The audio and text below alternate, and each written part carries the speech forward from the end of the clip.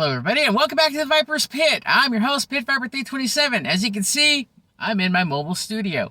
And you can see my face. Woo! Anyways, scary. I know. You guys don't want to see my face right now. But anyways, today's topic is dealing with original parts for your toys versus reproduction parts and 3D printed parts. Let's start off with one thing here I have in my hand. This is not an original Battlestar Galactica Cylon blaster rifle, as you can see right here. I know it's kind of hard, but you can see that I got it right there like so. This is a 3D printed item that I picked up off of eBay about a month ago, and just to let you know that it is a good quality 3D print. There's no lines on it whatsoever that I can tell. I know it's kind of hard to see from this angle and whatnot, but it does have a little gray right here on the, I would call it the bayonet part, which is actually pretty neat. So with that being said, this actually has some really good quality versus that of the original one, which is actually more of a softer type of plastic. If I'm wrong, please correct me on that. And also what I picked up too is actually this Colonial blaster right here. I know you can't see it too well, but also this was made for Starbuck as well as Baltar too. So that's one of the things about it. It's actually nicely made, but I noticed that there's a little bit of a hollow right here that you can see. So there is a little opening, which kind of gives it a nice cool effect. Kind of reminds me like the V blaster that you would see on V. So I'll put that down now. With that being said, I know there's always been a debate out there in regards to people wanting to restore their toys to the best of their ability. And with that being said, a lot of people like to try to get original parts where they can. And I do appreciate that, but the thing is, nowadays, when you're on a budget, those things kind of go down the toilet, so to speak, because what happens is the prices have gone up on original parts because we have to consider the factors of, as collectors, the year. How long has that toy been around? Well, we know that Battlestar Galactica is almost reaching 50 years because it was 1 year after Star Wars. So we have to consider that. And then, of course, the availability of those parts, because things brittle out after 40, 50 years in toys. Especially like in G.I. Joes, because I actually had to deal with G.I. Joe toys that actually have thumbs up pop off, other parts that pop off here and there. So that's one of the things that we have to consider as toy collectors and trying to preserve the toys that we actually have. And the other part is we're dealing with, you actually have people that are out there that are resellers that don't know pretty much the prices and whatnot, because see, the thing is, they just go on a whim, say like they charge this Cylon blaster, they find it for like 50 cents, they try to sell it to you for like about $25, $35 for an original, and you know, that kind of defeats the purpose of collecting the item, because you're like going, well, why am I going to pay this much for that original thing when I can either make it myself out of styrene plastic, or I 3D print it, or if I have an original one, why not use resin casting? Because resin casting was one of the things that some of the toy people that would use to try to at least preserve their toys. And that was a process that is a little tedious. It could be perfect, it could be a little off. Same thing with 3D printing. It's not perfect yet, but it's getting better with the 3D printing nowadays, because it also depends on the filaments. I learned something about that through this one YouTuber that I ran into not that long ago, Moocher's 3D printing lab. I'll put him in the description below because he's got some very informative stuff, and he's doing a lot of builds right now. So I give the shout out to Moocher's 3D printing lab. So with that being said, it all comes down to what you guys want to build. Going back to this, what you guys want to build and how you want to build it.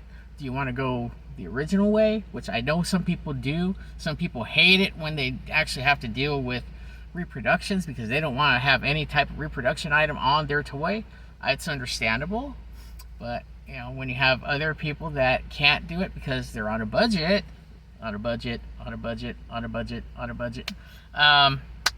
then we have to become creative. How are we gonna restore this toy to the best of our ability? Do we want to actually make those parts physically without any type of 3D printing, any type of resin work? Because that has been done. I had to do that with a particular M1 Abrams tank from Unimax. I'll put up a picture of it, but then again, you might be able to see that Abrams tank in this video at the start of this video. So if you want to go back to that again, not a problem, just check it out.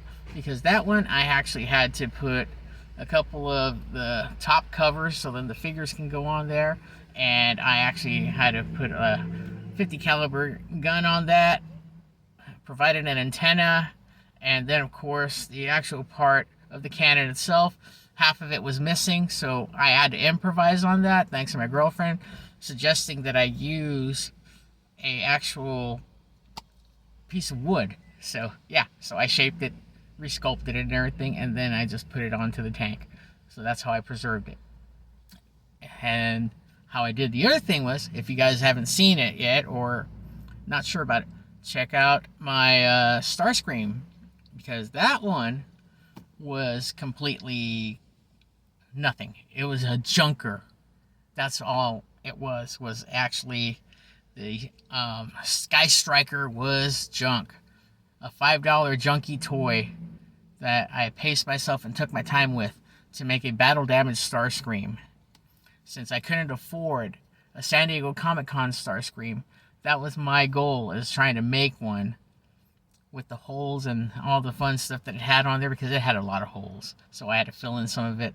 And I went to this one guy on eBay called Bricks with Wings, and he was able to provide some of the parts that I needed for that Starscream. So with that being said, that's how I got that done. But let's go back just a little bit. With that being said, you also want to look at the quality of what people are putting out there for their 3D printed stuff. And thanks to Moocher's 3D printing lab, he suggested that overall it's better to actually have somebody that has a 3D printer that goes at a slightly slower speed, because he uses a bamboo printer and it looks flawless. There's no lines whatsoever. Kind of like what I'm trying to pull right here with these guys for the Battlestar Galactica. There's no lines whatsoever. It's almost like it was just casted, almost like resin, which I'm really impressed with this design. And the slower the speed on your 3D printing, yes, it does take longer, but with that, it gives out a better quality. And that's something that you guys should consider looking at online if you decide to go the route like I have, by looking into reproduction parts that are 3D printed, or looking for resin parts that are made resin cast. The flaw with that at times is that, yes, the molds can look good and stuff, but sometimes they can be a little tweaked.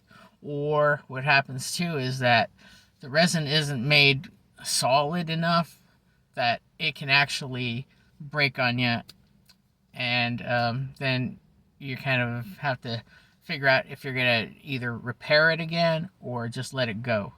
And of course, you also have another option, which I forgot to mention too: Milliput epoxy sculpt.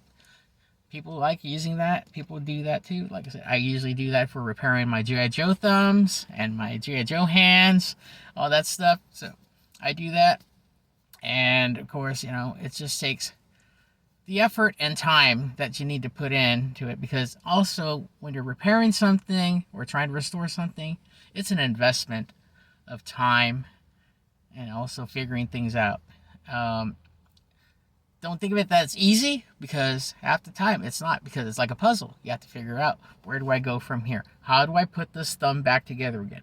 Do I use a wire method? Do I not use a wire method? What will the wire method do? Okay, when you put the wire in, it will hold and stabilize that thumb so you can actually hold an item like a gun or some sort of a baton or whatnot, depending on the figure. So that's one of the important things you want to consider, because if you were to do it without the wire method, then it's only as good as just as a display piece on your wall, because if you put the gun on there or any type of item, it might snap off that thumb. And then, of course, you're back to square one trying to figure out, what did I do wrong? Or maybe if I crazy glue it, it'll go back on. It will work, but then, of course, you're going to have that problem again, because you want is stability. Think of it like trying to work with concrete. So that way, that's why we have the rebarbs, so that it can hold it together. Because without the concrete, it's just going to go all over the place.